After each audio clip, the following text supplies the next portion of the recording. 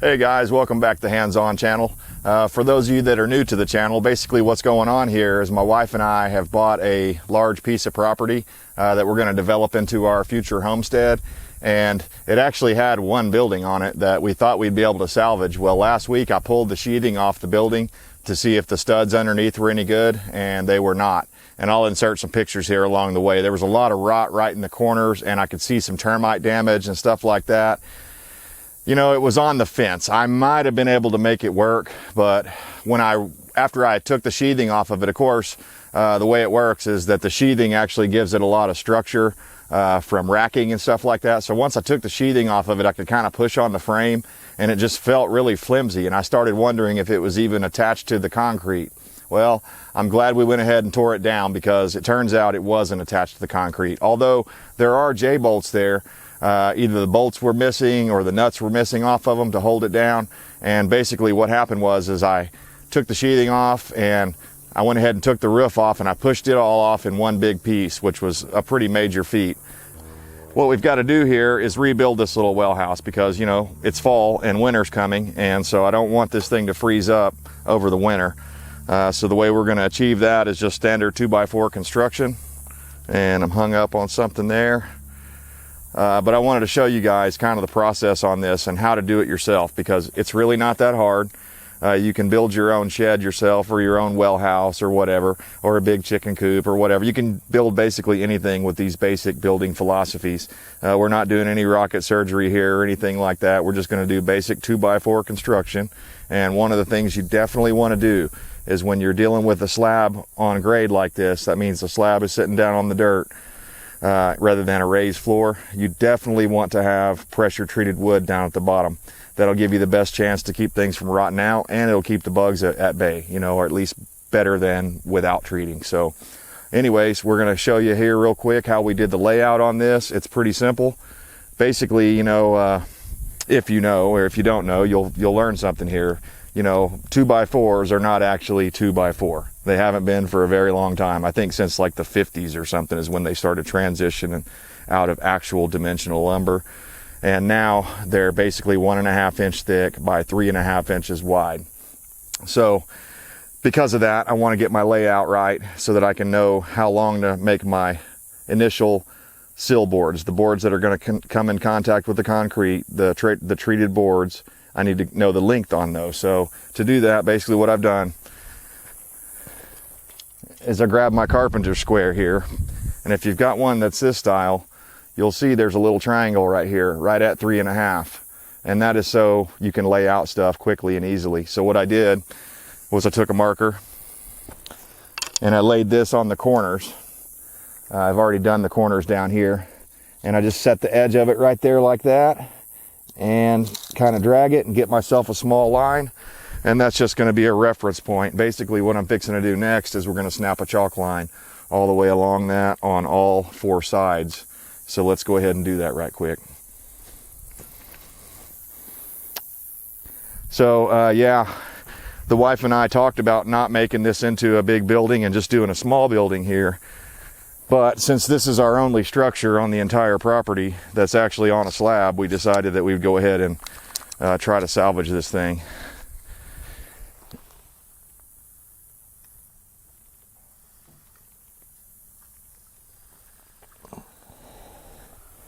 Kind of hard to run a chalk line by yourself, but I think we can get it done, as long as I can keep tension on it and stay off of my damn cord. Okay, here we go. So if you've never snapped the chalk line, it's pretty easy. Basically what you do is you pull it pretty good and tight, get it close to the ground and over your marks. Pull it up and snap it. So you just get everything lined.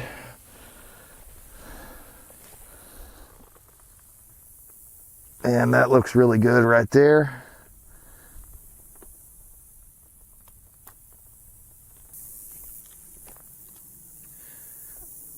And that gives us a reference point so that we can lay our sill board down without too much problem. So next up, we're going to get all those measured and cut to length. and we'll go from there.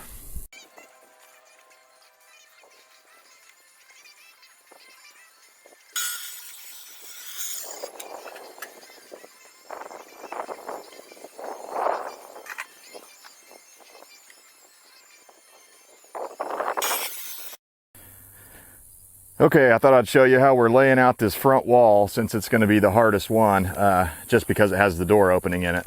Anytime you have a door opening, you're going to have to do more framing, because you have to put some studs around the door to support the door. So hopefully I can get you in here to get a look at this. Basically what I did was I first laid it out. I marked everything 16 on center all the way down. That's what the X's are. You'll see a line with an X next to it. That's indicating that's where the stud goes. So because I had a door to put in this one, I had a 91-inch wide board here, so I had to divide that in two and find the center. And I did that.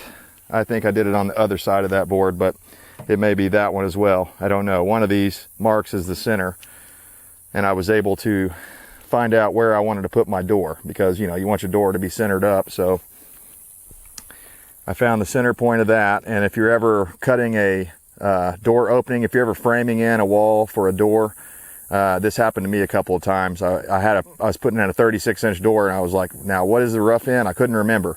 It's basically the door width plus 2 inches. So, and I think it's 2.5 above, but you could probably get away with 2 inches on all sides, just to make sure that you've got enough for shimming and leveling out the door so that it'll operate properly. But yeah, just wanted to show you this. So what we're doing is, that's the top plate there.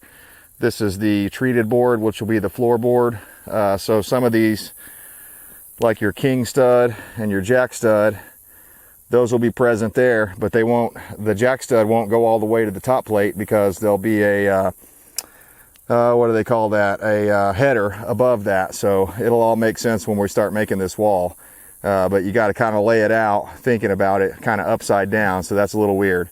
The rest of the wall should be pretty easy, because I'm not putting any windows in or anything like that. So I've just got to mark those 16 on center. So anyways, that's what we're doing, getting ready to start constructing some walls.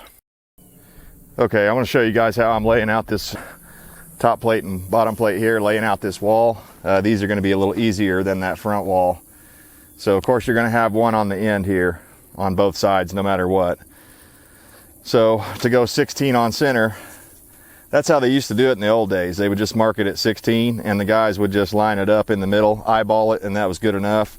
But the modern way of doing it is you subtract 3/4 of an inch from 16. So you go 15 1/4. And then this tape measure, it's got the every 16 inches is marked in red lettering, so that helps you out a little bit. So then the next one will be 31 1/4.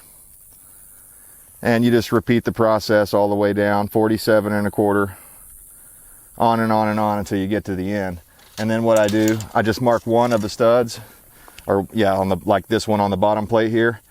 And then you can take your square, come up to it, and transfer the line over to both of them. And they don't have to be perfect, you just want to get them pretty darn close, so that when you're lining everything up, you'll have a nice straight wall.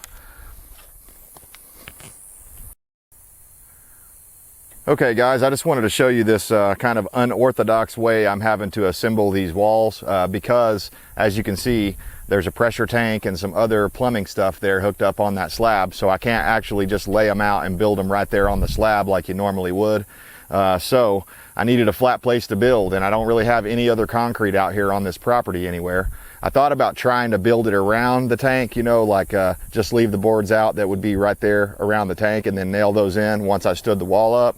And I possibly could have done that, but since I'm working on this by myself, and I just don't like working down low if I don't have to, what I've done here is I've got a flat surface here on the top of my trailer that I know is flat. So what I've done here is I'm using the angle iron on the top of my trailer just as a flat surface. I could have actually put some plywood or some other material on there and braced it up in the middle and made it perfectly flat. But the first wall I built, which is over here, I'm just waiting so I can get a second wall built here in a second. Once I get that second wall, then I can go stand them up, and I'll have the two walls supporting each other, and that will help, you know, hold everything in place in case we get high winds, which it is a little windy today. But yeah, I thought I'd show you how I'm knocking these together, because it's a little bit of an unorthodox way of going about it, because of the well already being in place. Okay, what I've done here is I've taken a bar clamp, or a clamp of any kind. You could use a regular C-clamp, and I've clamped that vertical stud. That's going to end up being my vertical stud for the wall to the trailer over there, just so I'll have something to, you know, to bang against when I'm knocking it in with my hammer. So I'm going to get over here and show you how I'm doing this. I tend to do things a little bit overkill, I ain't gonna lie, and it just was bugging me not to have any screws in this. So I decided to help me assemble it, and not only that, just to give me peace of mind, I'm putting one screw in the center and two 16D nails on the outside edges just to hold everything together, because I want this thing to be stout. A 3-inch long deck screw. I'm gonna shoot that right in the middle of the bottom.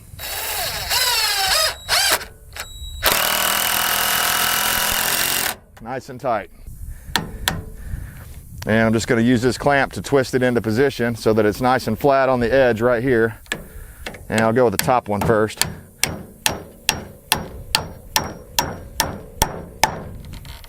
Knock it in good and tight.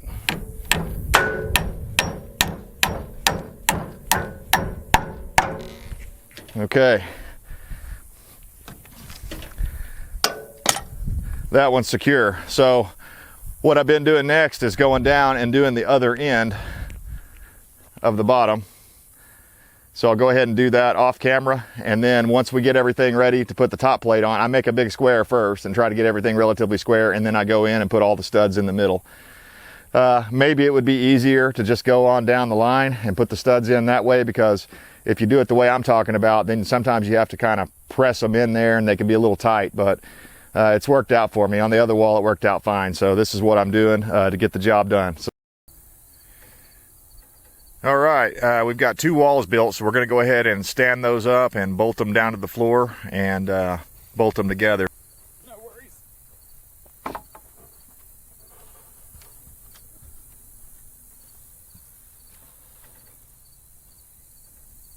Okay, there's a chalk line on the floor we're lining up to.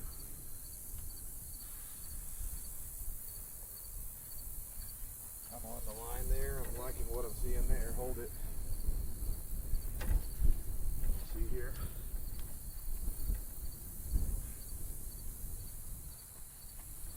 I like it.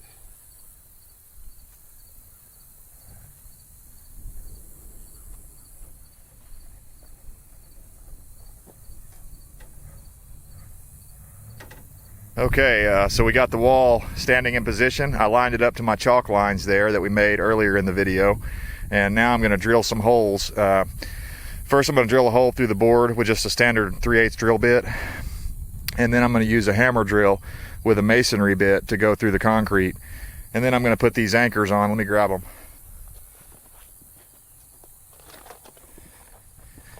These anchors are made by Redhead. I decided to go with this size. They had another bigger size, but man, all of this stuff has gotten so darn expensive these days. I went ahead and went with 3/8. I figured that'll be plenty adequate. And my plan is to put at least 2 per wall. I may put 3 in this back wall. We'll see about that. And I may have to end up putting more in the front because there's a door opening. But anyways, this is what I'm using. So there's instructions on here on the box on how deep you're supposed to drill it and all that stuff. So let's get after it. As far as where you put them, as far as where you're wanting to put these or locate these, I'm probably going to go to these outside corners, like right in the middle there, on both sides basically, and then I'll come back in and put one in the center.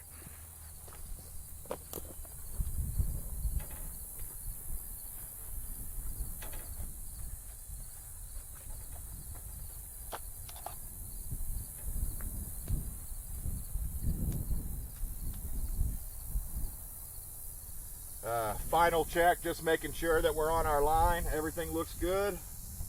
So I'm going to go about right here.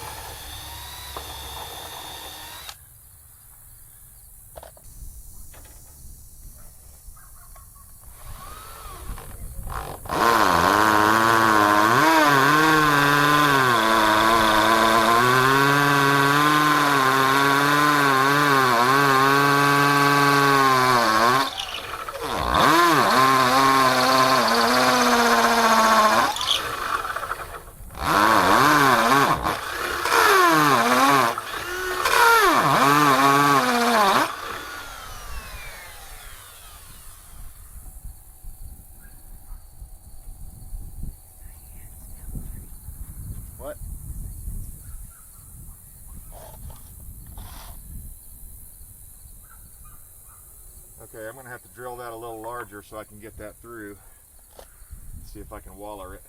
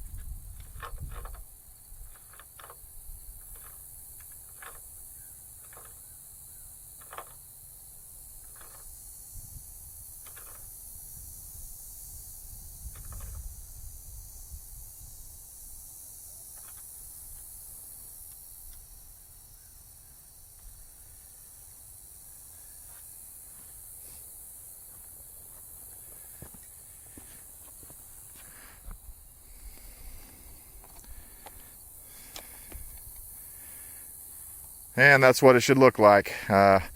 Already, my lovely assistant, she's able to let go of the wall now. Now, if it was a high wind day, I wouldn't trust it with just one bolt. But today it's just slightly breezy, so we can get away with it. But I'm going to go ahead and continue on. I'm not going to bore you guys with that, but that's basically how you go. If I could do anything over again on the next one, I may go just slightly deeper, and what I'll have to do is choke out on my drill there to be able to get that to go down into the ground, because I've got more thread, obviously. I didn't know how much thread I was going to have left. But that treated board, because it's still wet when they ship it, it kind of compresses quite a bit. So what you'll have to do is, like, after a few weeks, you may have to come back in here, maybe a couple of months, come back in here and tighten those up every once in a while as that board dries out. Eventually it'll be completely dry and you won't have to do it anymore, but until then you want to keep snugging it up. So anyways, when we come back, we'll stand the other wall up. We'll already have it stood up, and I'll show you how we're going to attach the two walls together to brace them up. Okay, we've got 2 of 4 walls erected here. I haven't bolted the corners together yet or bolted that right-hand wall down to the concrete yet. I just wanted to show you guys when you're short-handed or you don't have a lot of help. I'm having to shoot into the sun here, and sorry about that, but these bar clamps are a lifesaver. You just can't beat them for holding the wall together and getting everything leveled and squared up and ready to go. I've got a pair of those on there attached to help me hold this in place. And I've never done these corners before. They're called California corners, and it's so that you can tuck your insulation back behind there. But one of the things I really like about them is it gives you a really nice place to nail to. And it should help you out, just like I said, for tucking your insulation back behind there and helping hold it into that corner right there. Because this is a well house, we are going to insulate it. So that's where we stand. We're probably going to lose light by the time I'm ready to stand up another wall, because I've still got to build it. But I'm going to go ahead and continue on and put the anchors in the ground. So far they've been working out great. The other two, just like I said, I don't know if you can see those from here or not. Let me see if I can zoom in on it. The other two, I liked how they set in a little better. I drilled them a little bit deeper. And we'll get a focus. So there's not as much sticking out of the top above the stud there, and I like that a lot better. It just feels like it probably has a, to me, in my mind, it's going to have a better secure connection with the concrete, because the way those things work is you drive them in, and then as you're trying to unscrew them, or as you're screwing down on them, a little wedge comes out and locks it into the concrete. And you want to get it right, because I don't know if you can get them out. There may be a way to take them out, but it may be easier just to cut it off with a grinder and start another one right next to it. So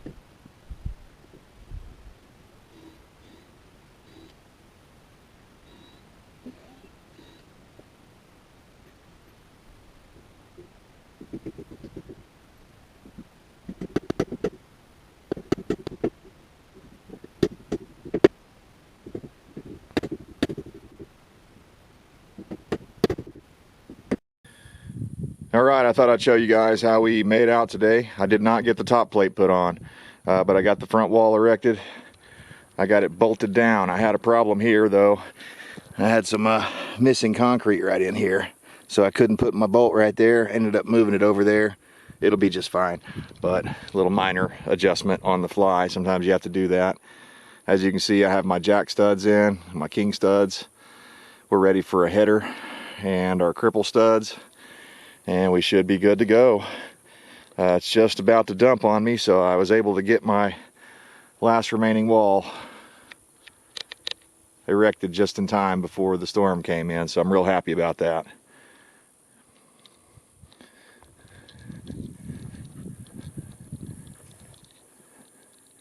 And I did the majority of it by myself. I did have some help moving those other walls around, but as far as knocking them together and getting them ready, it's 100% me, baby. So hope you like it. Let me know in the comments down below if you have any questions. I'll try to answer them. We're going to go for a shed style roof on this, a single slope roof, rather than trying to put like what they had on there.